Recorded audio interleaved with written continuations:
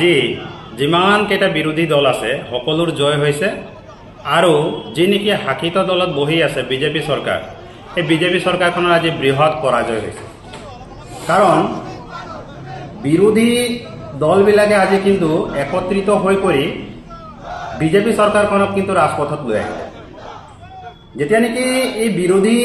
দলে ইমান ধুনীয়াকৈ এটা সক্ৰিয় ভূমিকা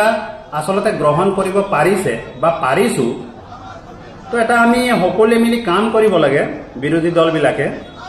যে আমি গুৱাহাটী সচিবালয়ত দিছপুৰ সচিবালয়ত যাব লাগে আৰু যি এমএলএ বিলাক আছে 126 জনৰ কোৱাৰ্টাৰ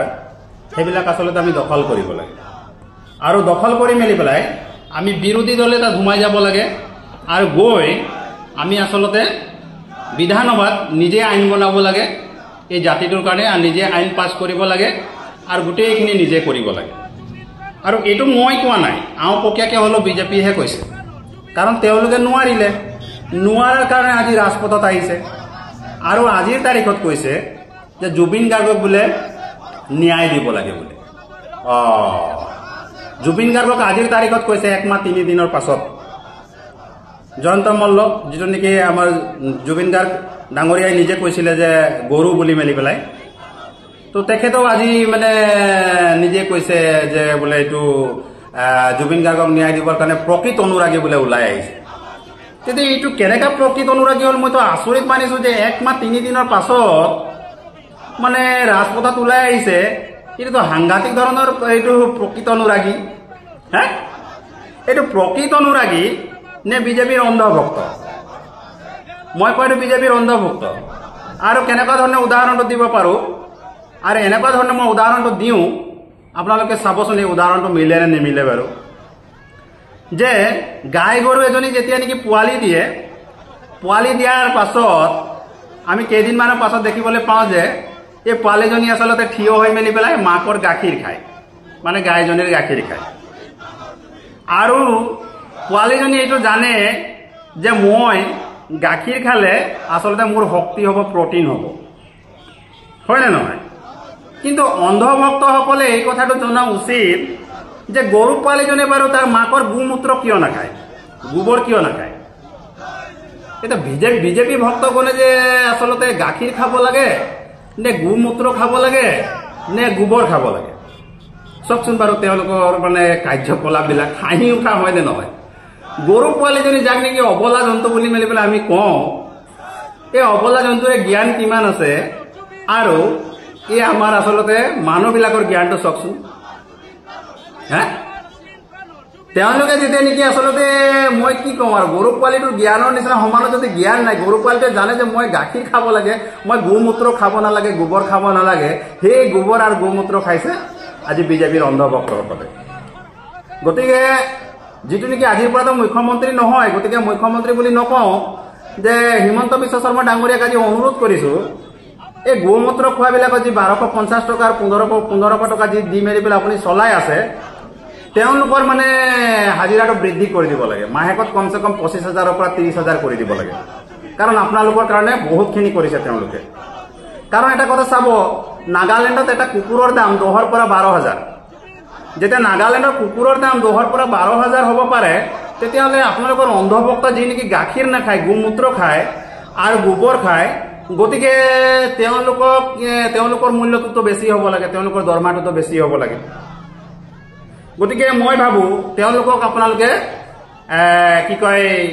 অকমান বৃদ্ধি কৰি দিয়ক মূল্যটো আৰু তেওঁলোকৰ দৰমহাটো বৃদ্ধি কৰি দিয়ক 25000 পৰা 30000 টকা দিয়ক এনেকুৱা ভক্ত কিন্তু আপোনালোকেও নাপাব আৰু আমি অসমবাসীও নাপাম এতিয়া মই এটা কথা পাইলো যে প্ৰকৃত অনুৰাগীসকল যেতিয়াৰ পৰা নেকি মাত মাতি আছে কৰি আছে গুলি খালে চৰ খালে গুৰ খালে হা আৰু মৰিবলগীয়া হ'ল আজিৰ তাৰিখত যে নলবাৰী এই কাৰ্যসূচীটো যে কৰিছে কেইজনে গুলি খালে বাৰু কেইজনে চৰ খাইছে কেইজনে বাৰু মাৰ খাইছে কেইজনে বন্দুকৰ কোপ খাইছে তাততো সুৰক্ষা দিয়াহে পৰিলক্ষিত হৈছে হা সুৰক্ষা দিয়া পৰিলক্ষিত হৈছে গতিকে ৰাইজে নিজে নিৰ্ণয় কৰক যে গুলি খোৱাবিলাক আসলতে প্ৰকৃত অনুৰাগী হয় এই মাৰ খোৱাবিলাক প্ৰকৃত অনুৰাগী হয় নে আজি মানে তেওঁলোকে যে সিংহৰ বাখৰ লগাই আছে তেওঁলোক আসলতে প্ৰকৃত অনুৰাগী হয় আৰু তেওঁলোকে প্ৰকৃত অনুৰাগী হ'ব নোৱাৰে তাৰ উদাহৰণ এটা দি দিছো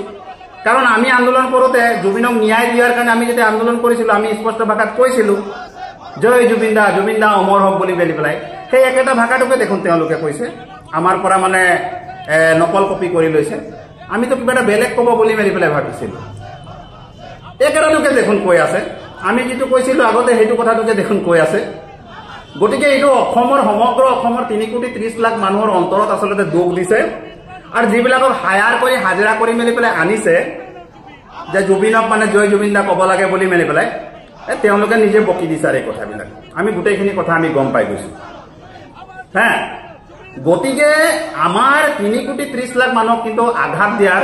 ইয়াত মানে হিমন্ত বিশ্ব শৰ্মাৰ ইয়াত কিন্তু মই ভাবোঁ যে তেখেতে কিন্তু এইটো কৰাটো অনুচিত জুবিন গাৰ্গ কাক বোলে আজি মই প্ৰকৃত উদাহৰণ দি দিছোঁ জুবিন গাৰ্গ হ'ল যে ৰছী এডাল ছিঙি মেলি পেলাই 3,30,00,000 মানুহক একত্ৰিত কৰিব পৰা মানুহজনে হ'ল জুবিন গাৰ্গ হ'ল যে এডাল ৰছী বা এডাল সূতা ছিঙি মেলি পেলাই হিন্দু মুছলিম খ্ৰীষ্টান শিখ বৌদ্ধিষ্ট অন্যান্য জাতি জনগোষ্ঠীৰ লোক সম্প্ৰদায়ৰ লোকক একত্ৰিত কৰাজনে হ'ল জুবিন গাৰ্গ আচৰিত কথা হয় নে নহয় চাওকচোন বাৰু জুবিন গাৰ্গে এডাল মানে লগুণ ছিঙি দিব সেই লগুণ ছিঙি দিয়াৰ লগে লগে আমি দেখিবলৈ পাইছোঁ যে 3,30,00,000 মানুহে আচলতে একত্ৰিত হৈ গৈছে কাৰ ধৰ্মত আজি তেওঁৰ নামত প্ৰাৰ্থনা হোৱা নাই কাৰ ধৰ্মত আজি পূজা হোৱা নাই কাৰ ধৰ্মত আজি কীৰ্তন হোৱা নাই কাৰ ধৰ্মত আজি মানে অন্যান্য চাৰ্চবিলাকত প্ৰাৰ্থনা হোৱা নাই বা হেৰিত কি কয় আপোনাৰ মছজিদত আজি মানে দোৱা হোৱা নাই বা মন্দিৰত আজি প্ৰাৰ্থনা হোৱা নাই জুবিন গাৰ্গে এডাল ৰছী ছিঙি মেলি পেলাই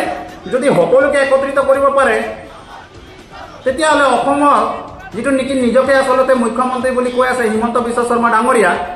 126টা MLAৰ ওপৰত আপোনাৰ হস্তক্ষেপ আছে আপুনি কি একত্ৰিত কৰিব নোৱাৰিলে আপুনি কিয় নোৱাৰিলে এটা জুবিনদাৰ মানে কি ক'ম আৰু মানে উপায় নাপাই মেলি পেলাই মানে জুবিনদাক মই কওঁ প্ৰকৃততে আপোনালোকে আজিৰ তাৰিখত মানে আপোনালোকে অপমানহে কৰিছে দেই আৰু আমাৰ অসমবাসীকো কিন্তু অপমান কৰিছে এইটো কিন্তু কৰিবলৈ নাপায় সেইকাৰণে গৰু পোৱালিটো যেনেকৈ মাকৰ আচলতে গাখীৰ খালে গোমূত্ৰ খোৱা নাছিলে বা গোবৰ খোৱা নাছিলে এই কথাটো অকণমান আচলতে জ্ঞান ল'বলৈ হ'ল বিজেপি চৰকাৰ আৰু বিজেপি চৰকাৰটো এইবাৰ নাথাকে এইবাৰ একদম চাফা মানে এই কথাটো একদম স্পষ্ট কৰিছোঁ গোটেই ৰাইজে বুজি পোৱা হ'ল সেইকাৰণে ক'বলৈতো বহুত আছে আৰুনো কমনো কি কৈ থাকিলে আচলতে তেওঁলোকে ভাবিব যে গালিয়ে পাৰি আছে বুলি পেলাই কিন্তু মই কোৱা কথাখিনি সত্য হয় নে নহয় আজি এই বাইকটো আপোনালোকৰ কাৰণে অসমবাসী ৰাইজৰ কাৰণে সমৰ্পণ কৰি দিম যদি মই কোৱাটো যদি কিবা ভুল ত্ৰুটি হৈছে তেতিয়াহ'লে ভুল বুলিয়ে ক'ব আৰু যদি মই সত্য কথা কৈছোঁ তেতিয়াহ'লে সত্য বুলিয়ে ক'ব